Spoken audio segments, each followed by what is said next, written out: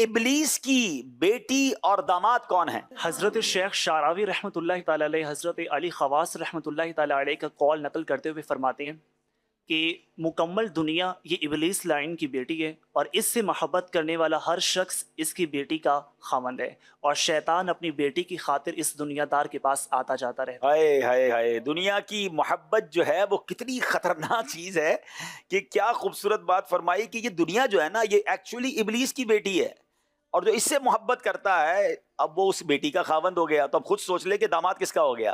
तो फिर दुनिया की मोहब्बत नहीं, हमें आखिरत की मोहब्बत रखनी है। और एक बात याद रखें, जो बंदा आखिरत की तैयारी में लगा रहता है, अल्लाह को राजी करता है, दुनिया उसकी पहले ही अच्छी हो जाती है, उसके मसाइल दुनिया में अल्हम्दुलिल्लाह हल हो जाते हैं। लेकिन जो दुनिया के पीछे रहते हैं तो फिर वो आखिरत भी बर्बाद कर बैठते हैं और बाज़ औक़ात दुनिया में गर्क हो जाते हैं। अल्लाह हमें मोहब्बत दुनिया से महफूज फरमाए, मोहब्बत माल से महफूज फरमाए, आखिरत की तैयारी करने वाला बनाए। जवाब दुरुस्त दे दिया है।